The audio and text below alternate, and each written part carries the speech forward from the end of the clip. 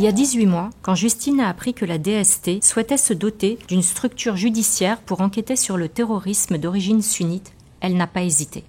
La France est l'un des pays les plus frappés par les attentats et elle porte encore les stigmates de la fusillade de la rue des Rosiers, de l'explosion de la synagogue de la rue Copernic, de l'attentat contre le DC-10 d'UTA et des attaques menées par le GIA algérien. Justine a intégré la cellule il y a moins de 2 ans, peu de temps avant l'arrestation de Zacarias Moussaoui. Et maintenant, elle est là, dans cet avion qui commence doucement sa descente vers le chaos. À l'approche de l'aéroport international de Denpasar, elle sent d'ailleurs son cœur se serrer en regardant vers le hublot.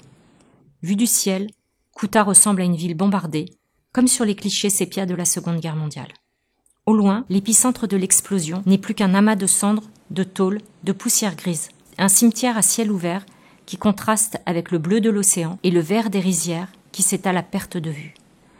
1 an, 1 mois et 1 jour après les attentats du 11 septembre, cette nouvelle attaque terroriste ressemble à un avertissement que les services de renseignement du monde entier ne vont pas mettre longtemps à comprendre. Ces quelques lignes nous immergent directement dans l'univers de Justine, qui est agent de renseignement de la DGSI et l'une des 6 portraits mis en lumière dans le livre Espionne par l'autrice que nous avons le plaisir d'accueillir aujourd'hui. Marie-Laure Buisson, bonjour et merci d'accepter notre invitation. Bonjour madame.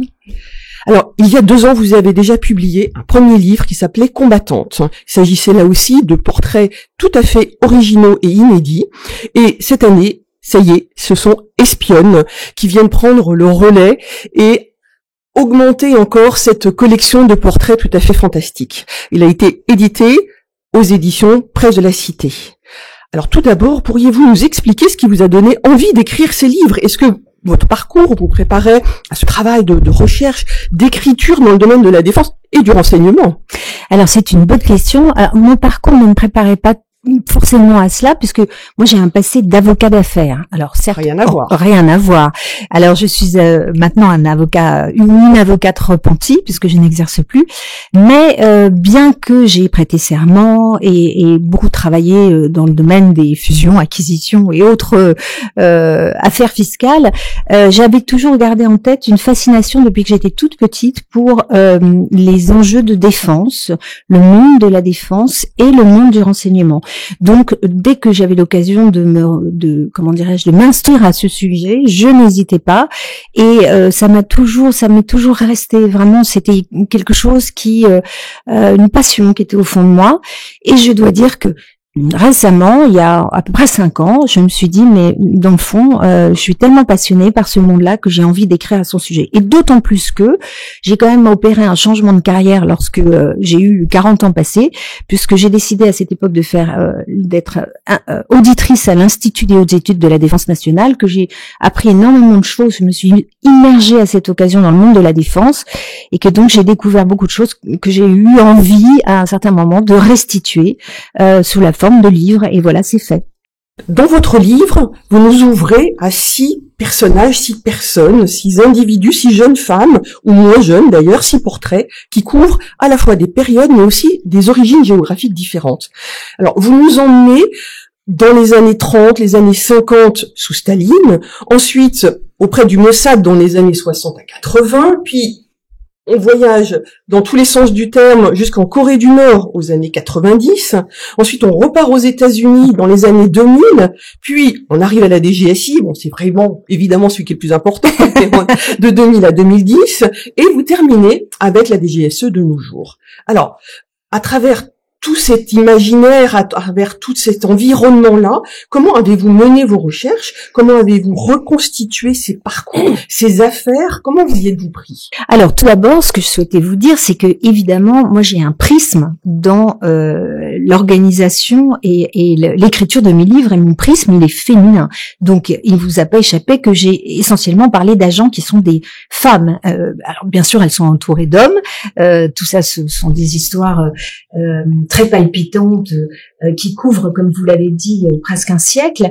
Mais déjà, ce que je voulais, c'était mettre en avant l'éternel féminin sous la forme des agents secrets. Ça, c'était très important pour moi. Et la deuxième chose, puisque vous m'avez posé la question, comment est-ce que j'ai travaillé? Alors, en fait, lorsqu'on parle d'espionne ou d'agent, si on les connaît et si on a accès à leurs histoires, c'est que dans le fond, il y a que deux solutions. Soit c'est parce qu'elles ont raconté ce qu'elles ont fait, et ça a été le cas et c'est ma chance avec Justine, ici, avec laquelle j'ai passé vraiment beaucoup de temps, et je remercie à cette occasion la DGSI pour la débriefer, si je peux me permettre d'employer cette expression.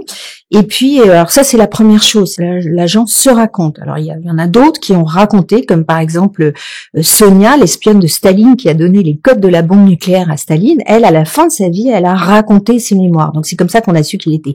Mais l'autre façon de se faire connaître, c'est quand elles se font prendre. Évidemment, ça, sinon, c'est sauf à avoir raconté sa vie ou sauf à s'être fait prendre, ces agents-là n'ont pas vocation à être connus et mis en lumière, ni à être racontés par Marie-Laure Buisson un jour aux presses de la Cité. Donc voilà. Donc ce que j'ai pu faire jusqu'à maintenant, c'est retrouver des livres où certaines espionnes avaient parlé, ou bien parce qu'elles s'étaient fait prendre, comme c'est le cas pour Kim Yoon-hee, qui est donc un agent secret de la Corée du Nord. Eh bien, on a raconté pour elle sa vie, et ensuite elle a augmenté tout ça de ses propres souvenirs personnels, mais elle a été outée, comme on dirait de nos jours chez les jeunes. Donc voilà, il y a un énorme travail en termes de recherche d'archives, de lecture de livres, de vidéos, archives écrites et sonores, bien sûr. J'ai lu beaucoup de livres en anglais, en allemand, en français. Il a fallu que je retrouve certains documents en russe. Alors là, pour le coup, je me les suis fait traduire. Voilà, donc ça a été un travail. Et puis un travail de rencontre, alors avec les femmes de la DGSI, et puis, évidemment, celle de la DGSE, passionnant, Boulevard Mortier. Du coup, on comprend que vous arrivez à allier aussi bien le romanesque et la réalité, c'est ça? Alors, romanesque, pas tant que ça, voire pas du tout, parce qu'en fait, tout ce que je raconte est vrai. Là où il y a du ce que vous pourriez appeler du romanesque, c'est qu'en fait, je n'invente rien, puisque tout existe, en fait, mais ma façon à moi de décrire le personnage, forcément, comprend une part de romanesque, parce que quand je dis que tout d'un coup elle a une goutte de sueur qui tombe le long de sa joue parce qu'elle est terrorisée, c'est certain que je n'étais pas là pour le voir et je l'imagine. Mais c'est ce que je ressens moi en tant que femme et auteur. Après avoir parlé avec ces femmes ou avoir lu leurs aventures quelque part dans un livre, c'est ce que je ressens de ce qu'a pu être leur émotion à ce moment-là. Donc ça c'est la part du souffle romanesque en effet. Là, vous avez parlé justement de Justine. Justine, c'est l'agent de renseignement de la DGSI. Et d'ailleurs, parmi les 6 portraits, c'est la seule à ne pas être dénommée espionne. Pourquoi, déjà? Alors, si, c'en est une, justement, mais c'est plutôt en fait la DGSI au départ qui m'avait dit qu'il fallait pas en parler comme... On assume. Qu'il fallait pas en parler comme d'une espionne. Alors, j'étais d'accord sans être d'accord, pour vous dire la vérité, parce que il est clair que c'est plus un agent de l'ombre qu'un agent secret, on est d'accord. Mais néanmoins, ça n'empêche que par moment, elle fait un véritable travail d'espionne. Lorsque Justine va se perdre dans les boyaux de l'aéroport Charles de Gaulle, après s'être fait, après avoir recherché un bagage particulier qui appartient à un terroriste qui rentre du Waziristan, eh bien là, il y a un travail d'espionnage, c'est-à-dire qu'elle va fouiller dans ses affaires, en retirer quelque chose, en l'occurrence une chaussette qui portera des traces de toutes sortes d'explosifs qui sont en cours dans les cuisines de Miram Shah. Et donc il y a quand même un travail d'enquête extrêmement secret qui se rapporte à l'espionnage, dans le sens où il y a la soustraction frauduleuse ou pas, mais en tout cas la soustraction d'un élément important pour la caractérisation d'un délit ou d'un crime pour les traces de poudre. Exactement, dans le cadre d'une enquête. Et les traces de poudre, voilà. Alors donc c'est pour ça que Justine est un agent qui est capable d'opérer certaines manœuvres qui se rapportent, pour moi, en tout cas, dans les yeux du public, du grand public que j'ai pu rencontrer, elle est quand même une espionne. Je vous le dis. Alors du coup, qu'est-ce que ça vous a appris, le fait de rencontrer Justine, d'échanger avec des personnes de la DGSI sur nos métiers, sur notre direction? Est-ce qu'il y a des choses en particulier qui vous ont surprise? Alors, ce qui m'a étonnée, c'est le calme olympien de tous ces agents qui ont l'air de garder en toutes circonstances beaucoup de sang-froid, et je pense d'ailleurs qu'il en faut pour ce genre de métier. Par ailleurs, une certaine humilité, ça certainement, et puis ne pas avoir peur du temps long. Parce que ça c'est quand même compliqué. Nous autres humains sommes ainsi faits, ainsi bâtis, que on a envie d'un résultat rapide. Et d'autant plus de nos jours où on vit dans une société qui vous donne des récompenses dans l'immédiat, c'est-à-dire les réseaux sociaux. On veut tout de suite se mettre en avant, on veut tout de suite avoir une réponse. On commande quelque chose sur n'importe qui commande quelque chose sur Internet. Vous voulez le lendemain avoir votre casque pour écouter de la musique ou je ne sais trop quoi, votre maquillage qui arrive le plus vite possible. Bon, tout est comme ça. Or là, ce sont des métiers qui vont à rebours complètement de cette mode actuelle de la rapidité, de la récompense immédiate et du résultat immédiat. Parce que il y a un travail d'enquête qui est long, qui est parfois déprimant parce qu'on n'obtient pas tout de suite ce qu'on veut. Mais en revanche, si on fait bien son travail, si on met les curseurs, on les plante là où il faut, au bout d'un moment, c'est quand même difficile pour les sales types d'échapper aux griffes de la DGSI. C'est ça que j'ai appris. Voilà. Alors, tout à l'heure, vous avez parlé d'éternel féminin. Est-ce que vous avez découvert des constantes entre ces portraits à travers le monde ou le temps? Alors, d'abord, oui, j'ai découvert certaines choses. D'abord, la première chose, c'est que il faut être animé d'une forme de passion. Je crois pas qu'on puisse faire ce métier comme n'importe quel autre, je ne sais pas, peu importe, comme n'importe quel métier qu'on prendrait à la légère en se disant, voilà, c'est un gagne-pain. Je crois que c'est plus que ça. C'est-à-dire que les femmes que j'ai pu rencontrer à la DGSI et la DGSE m'ont toutes dit qu'elles étaient animées d'une forme de patriotisme assez aigu. Si j'étais médecin, c'est ce que je dirais quand même. Une forme aiguë de patriotisme. Non, mais plus sérieusement, elles ont quelque chose qui les anime, et c'est ce que m'a dit Justine. Elle m'a dit, moi, je suis désolée, mais quand je sais que j'ai fait en sorte d'arrêter un sale type qui était sur le point de préparer un attentat, je suis heureuse de me dire que oui, ce soir, place de la Bastille, il y aura pas des types des gens, des pères, des mères de famille, des jeunes qui vont sauter à la terrasse d'un café, et ça, c'est une motivation qui est très profonde. Donc ça, c'est la première chose que j'ai trouvée à travers ces portraits. Alors, c'est vrai aussi avec mes autres espionnes, c'est-à-dire que Sonia, qui est donc une espionne allemande communiste et qui travaille pour les soviétiques dans les années 30, elle est animée par la passion du communisme et du marxisme. C'est une forme de religion en soi, vous voyez ce que je veux dire, c'est voilà.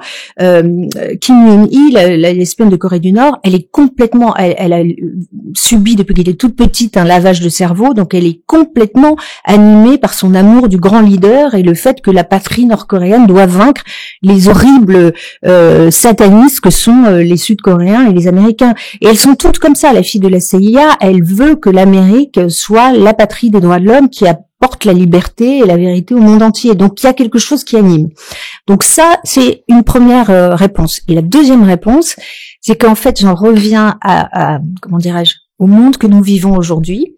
Elles sont toutes dans l'humilité et dans la discrétion. Et encore une fois, j'en reviens à aujourd'hui, nous autres, nous sommes tous dans le superlatif. C'est-à-dire que, je donne un exemple, alors peut-être que les agents de la DGSI sont peut-être pas sur les réseaux sociaux, mais toutes les jeunes femmes qui sont sur les réseaux sociaux, elles prennent des photos d'elles, elles mettent des filtres pour avoir l'air plus belles, elles prennent des photos d'elles quand elles sont dans des beaux endroits pour faire croire qu'elles vont dans des restaurants super, que leur vie se passe sur des yachts, qu'elles sont en permanence sur des plages, enfin, tout est dans le superlatif. Et bien, chez ces femmes-là, chez les femmes du renseignement, elles sont dans le contraire du superlatif, elles sont dans une normalité humble, discrète et vertueuse. Donc c'est très différent. Alors, vous faites justement un lien avec la question que je voulais vous poser. Vous rencontrez à travers les différents échanges que vous menez des jeunes femmes, des jeunes filles.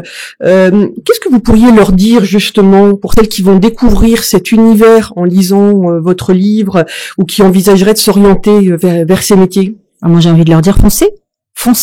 Je pense que ce sont des métiers qui peuvent d'abord procurer une vie tout à fait professionnelle, tout à fait intéressante. Et puis encore une fois, forcément, c'est pas n'importe quel métier parce que non seulement on va être intéressé par ce qu'on fait, mais il y a un enjeu au bout de la chaîne. Il y a un enjeu et l'enjeu, c'est que la bombe n'explose pas.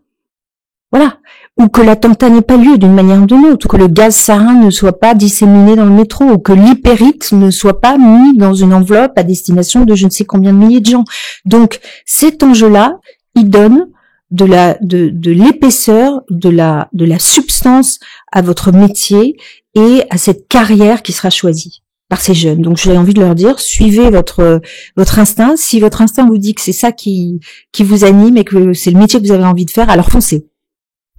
Alors face à cet enthousiasme, vous avez déjà publié Combattante, oui. Espionne. Oui. Est-ce que ça appelle une trilogie? Est-ce que vous avez déjà une idée d'un sujet que vous voudriez mettre en avant? Est-ce qu'on peut en parler? C'est trop tôt? Oui, mais c'est secret défense. C'est secret défense. On a l'habitude de ça à la DGSI. Marie-Laure Buisson, merci beaucoup pour cet échange et au plaisir en tout cas de vous retrouver sur d'autres réseaux. Merci.